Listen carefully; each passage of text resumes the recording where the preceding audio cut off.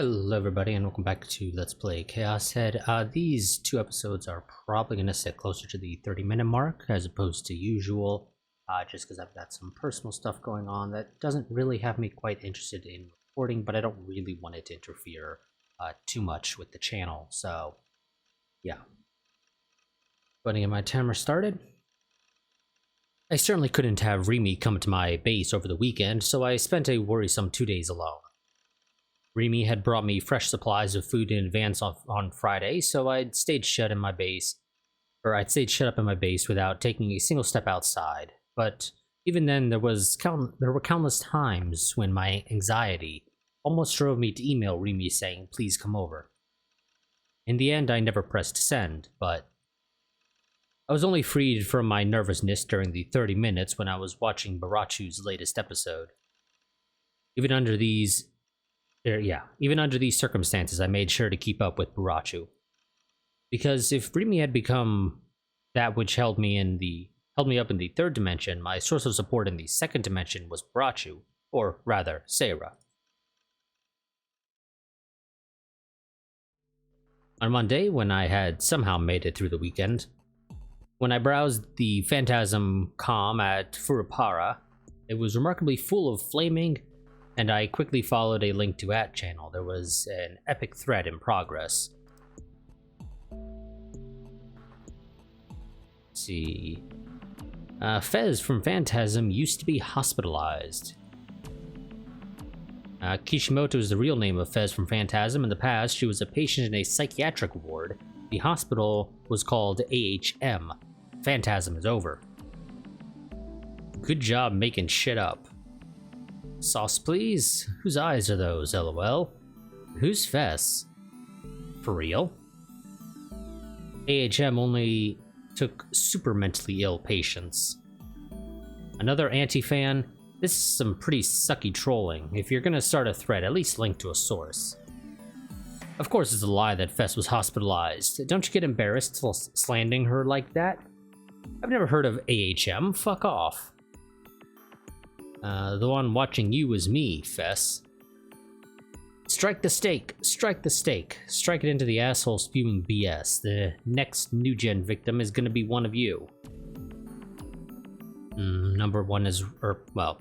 Post 1 is right. Fess was hospitalized for a long term for psychiatric reasons. Because the hospital put out a free publication with patients' drawings and essays and poems, and her poetry got introduced there. By the way, the same thing's up on the hospital website. Her real name is Kishimoto, and then sort of censor ISA. AHM equals Arc Heart Medical Group. Here we go. So that's as far as your love for her goes. Whatever, I have far fewer rivals now, which is why Fess is gonna be my bride. See her. What? LOL, it's true! Fuel on the fire.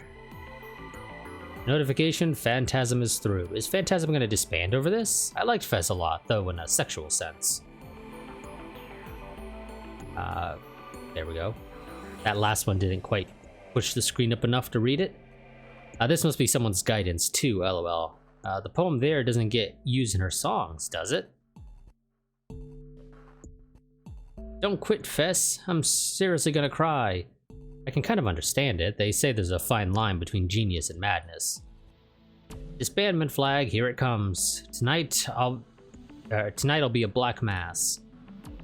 Young Fess, but this means Phantasm is dead for sure. Part of me thinks it fits them to end like this before going mainstream. Still no comment on Fess's official site? Nothing's gonna happen no matter how much @channel virgins make a ruckus online. Fess looks at the future, not the past. She's gonna predict your deaths. Wait, is this some kind of problem with this? Nice try, we know you're one of them. Must be desperate to keep the band going, lol. We knew all along that Fess was a little weird in the head. What's the big deal now? Fess is psychologically ill? That's a good thing. Calm down, you guys. It's all a huge hoax by Fess. Fess must have broken down because of the malice filling the world. That was the power that awoke her punk rocker soul. Those keen, aggressive lyrics are the sublimated cries of her soul. Contrary, we ought to unconditionally bless the facts. given out by 12. The site's down? They running away? I went to the URL 12 had pasted in. The Arkhart Medical Group was a long-time psychiatric facility that accepted only patients with severe mental illnesses. From what the site showed on the hospital's appearance, all the windows had bars in them, making it look almost like an aging prison. I didn't know if they were still in existence. In any case, the homepage hadn't been updated whatsoever for the past 4 years.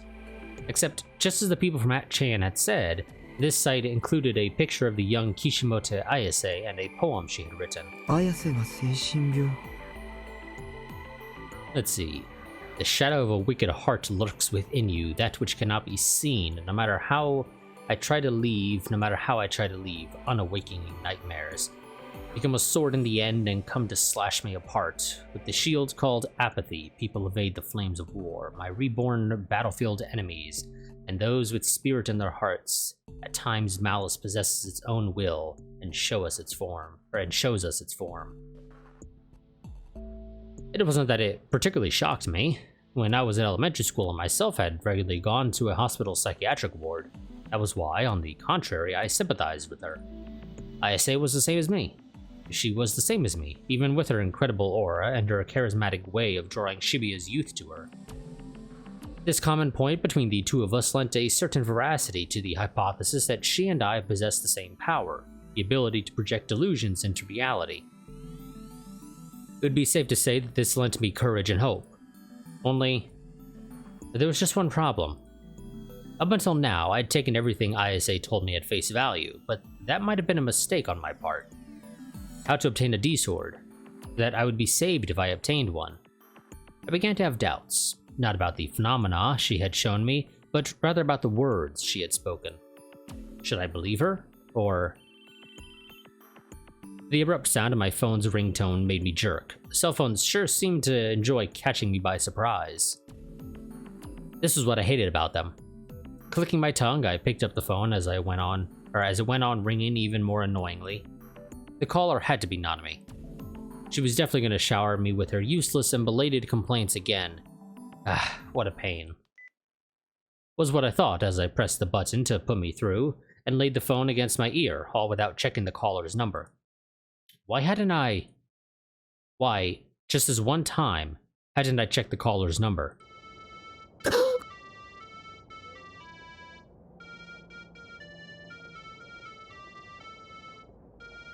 The incredibly loud melody I heard coming through the phone let me pass.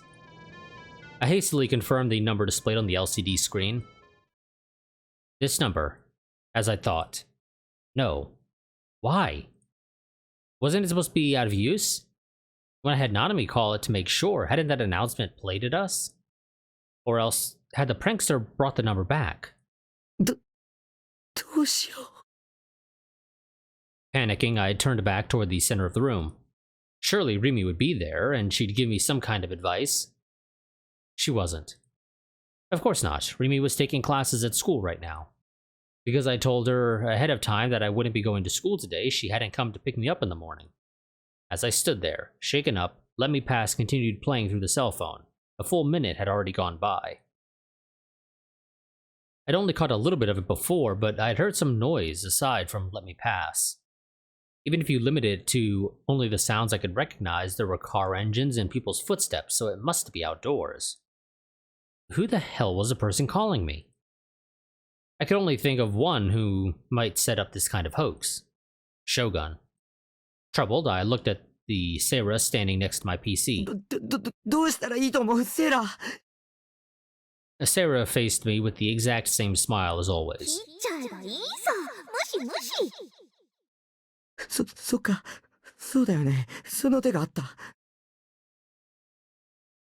Of course, I should have done so from the start.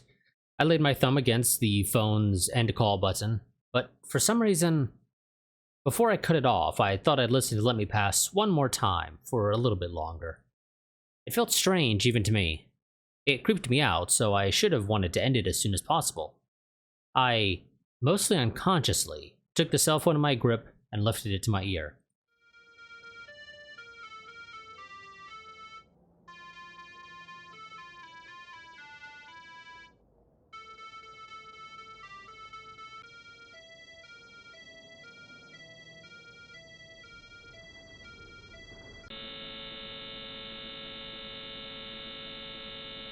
It came surging out of the phone.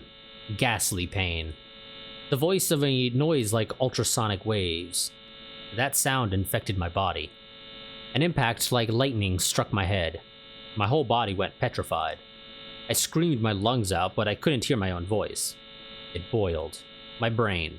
My heart. They boiled, they bubbled, they melted in globs. Pain chewed through my body from the inside, crawling around me. My consciousness went liquid and coursed through me until, in the end, it arrived at my heart and exploded and shattered into mist. Those incoherent sensations controlled me, leaving me unable to think about what was happening.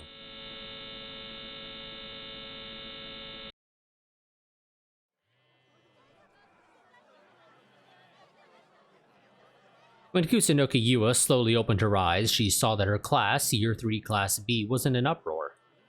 Countless students had collapsed, their eyes rolled over, and they foamed at the mouth, and their bodies twitched all over. A number of others had curled into balls, pressing down on their heads as if they were suffering. The remaining students had stood up, though they were supposed to be in the middle of classes, and were filing out into the hallway. The teacher took no notice of them as he frantically attempted to help the fallen students. Everyone who had come out into the hallway was raising surprised voices, but none of their words entered Yua's head. The cell phone in her skirt pocket had been vibrating for some time now. Upon noticing it at last, she dragged her hand toward her pocket. She tried to stand up, but she staggered and slid down past her chair. Crouching, she leaned back against the wall. After correcting the position of her slipping glasses, she pressed a button to take the call and put her phone to her ear. Hi. Hi. Hi.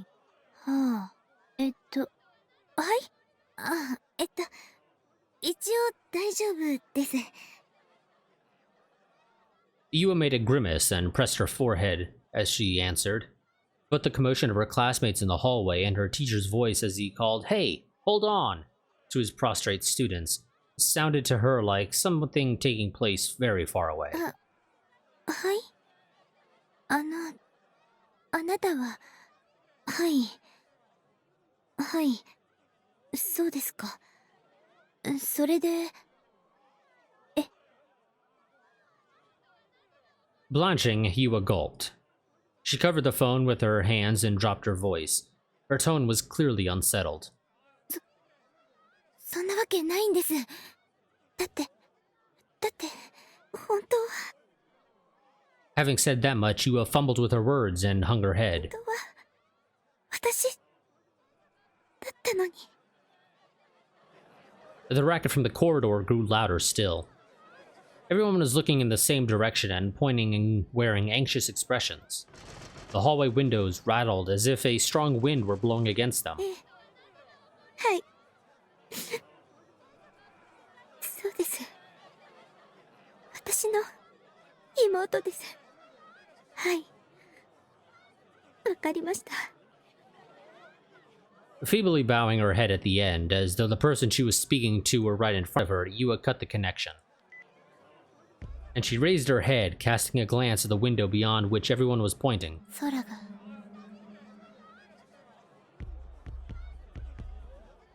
It was almost as if someone had dropped white paint into water. The sky that had been a dirty blue was fading to white. The white spread at considerable speed, blurring. It invaded its way through the sky. 白く染まっていく。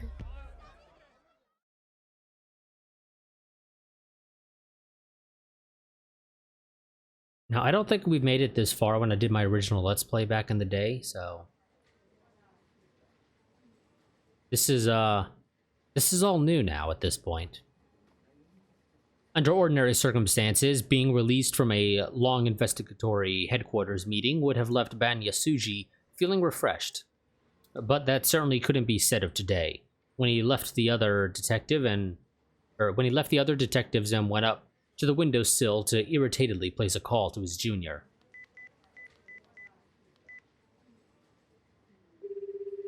His partner, Sua, hadn't shown up at today's investigation meeting. Ban's personal feeling about it was, sure, even I want to skip, but what are you thinking, abandoning your senior like this? At first glance, Sua seemed like a frivolous sort of man, but in reality he was a serious detective with some real backbone to him. Considering how Ban valued him, His ditching the meeting today came unexpectedly. Ben had tried to contact him countless times, but he always ended up getting his voicemail. But with having heard something rather disturbing from Momose 2 days ago, Ben was having a hard time settling down. Today was full of annoyance after annoyance. Aside from the thing about Suwa, there was also the fact that when he reported about the GE rate in the meeting earlier, Matsunaga shot him down with, "We don't have time to deal with idle gossip. Please, don't let things get any more aggravating than this." Ben let out a small sigh as he waved his fan at his face, which was when his call went through and he heard his junior's voice.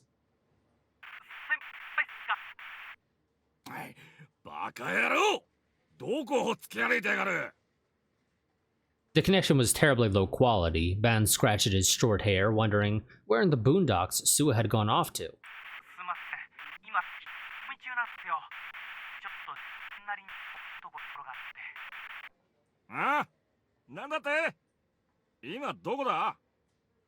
Well, at least with the translation, we sort of pieced together something about him questioning suspects. Probably it was his own idea, and that we get the idea, right? When Bon yelled, Sua's voice grew inaudible, and for some time, rustling noises continued in exchange.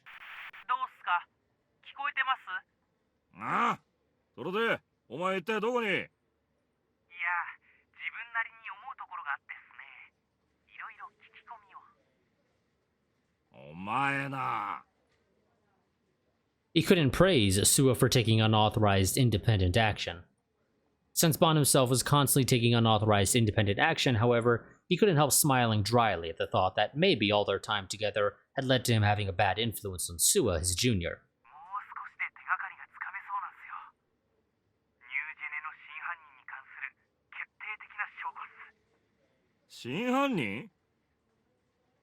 The color in Bon's eyes shifted.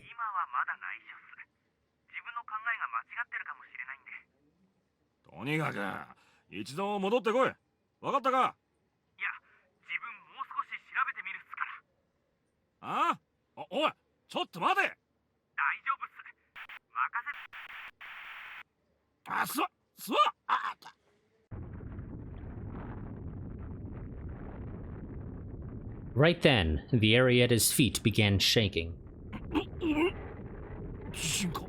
Did I say shanking? Shaking. The shaking gradually grew fiercer and fiercer to the point that he couldn't stand up straight. Ban crouched in place without a moment's hesitation. The other detectives, who had at first been unfazed, finally picked up on the gravity of the situation and ducked down or wormed their way under tables. The clock hanging on the wall, the pens and paper cups set up on the table, the projection equipment, they dropped to the floor one after the other, sending up violent crashing noises. The two whiteboards lined up at the head of the conference room also collapsed. It was almost like being in a plane that had just entered turbulence. So it seemed to Ban, it felt as if his feet weren't meeting the ground. His entire body rocked, sending him swinging around from side to side. This could conceivably be a 5 or 6 magnitude earthquake. Had the great Kanto earthquake arrived at last, now of all times? That was when something slammed into Ban's head. He cried out at once. It wasn't that someone had physically struck him, it was an intense headache. Suddenly, screaming resounded through the conference room. Gritting his teeth, Ban raised his head to see one of the jurisdictional detectives holding his head in his arms and writhing. And then he flopped over, powerlessly, like a puppet. Most of the other detectives' faces were contorted with pain, and they were pressing down on their temples or cradling their heads. What was this headache that matched nothing he had ever experienced before? Ban had no way of knowing whether or not it was connected to the earthquake. The shaking finally started to dissipate. Ban looked through the window with foggy eyes. It overflowed with milky white light. The brilliance of it prevented him from keeping his eyes open.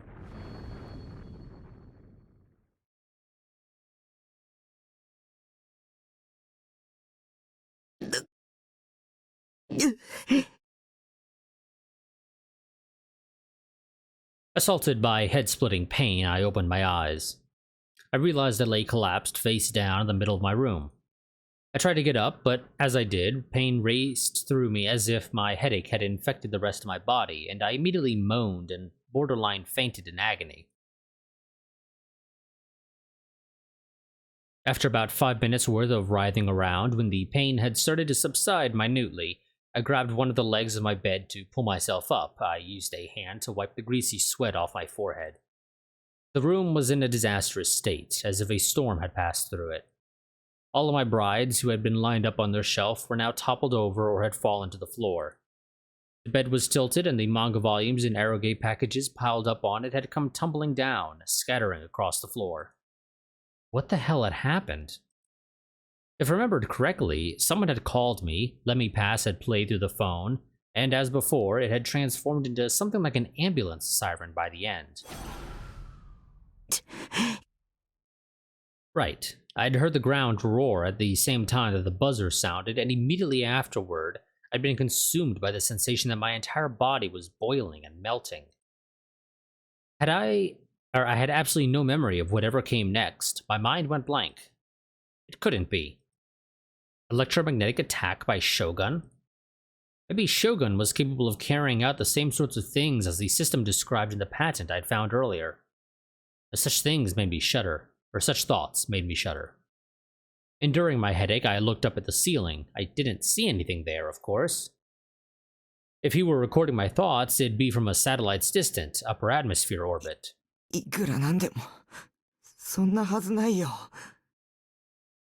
But judging by Senna's tone when she told me all those things, it almost sounded like the system in that patent had already been put into actual use and was being abused by certain people. If one of those certain people was Shogun. No, that's impossible. Whatever the case, it was way too much of a logical leap. An old man who looked like he might keel over any minute now couldn't have private access to an orbital satellite. Or did it mean he had to be one of the key people in some kind of governmental project? Scaring myself with my own delusions wouldn't change anything. It was a fact that something had occurred, so I figured I would look it up online. I crawled up to my PC, my head throbbing. I was positive I'd left it on, which meant it wouldn't make any sense if my Saber screensaver weren't being displayed on the monitor, but the screen was pitch black. I hadn't set it to automatically enter standby on its own, so it shouldn't have ended up like this, but my consciousness was clouded. My body remained a limp. It was a struggle just to stand. Clenching my teeth to put up with it, I moved the mouse. No reaction. Next, I tried pressing the power button. Mindor's X. From Grouchsoft. The hard disk started making a crunching sound. I popped myself deep into my chair as I waited for the PC to start up. I reached urgently for my cell phone, which still sat where I'd left it on the table. I checked the time. 13時 Before I'd received that phone call while I was browsing through info about ISA on Atchan, what time had it been again? When I put my head to work, the stabbing pain grew harsher. What time had it been? Think. Remember. It had definitely... Yeah, it shouldn't have been noon yet. Which meant... 1時間以上も気絶してた Or else, like a sleepwalker, I'd been drifting around somewhere for an hour. 僕は無遊病じゃない I shook my head to keep my thoughts from sinking in a negative direction again. The resulting pang made my field of sight waver dizzily. It was as if a lump of lead had been stuffed into the center of my head. When I took a glance at the monitor... おいマジで Oof. Red screen of death.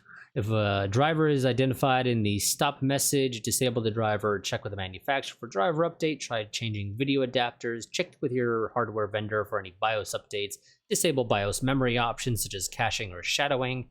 If you need to use safe mode to remove or disable components, restar your computer. Okay, yep, restar it, don't restart, restar it. Press F8 to select advanced startup options and then select safe mode, presumably what that says. Signal information, stop, 0Z00000008E. Bunch of other shit. Let's see. Data state, or no, that's date state or something like that. Beginning dump of physical memory, dumping physical memory to disk 101-1. Could this possibly be a hard disk error? 嘘だ。そんなのありえない。あっちゃダメだ。そんなことになったら全てが終わる。Well, I mean, you can run into hard disk errors potentially if you have a sudden loss of power while information is being written.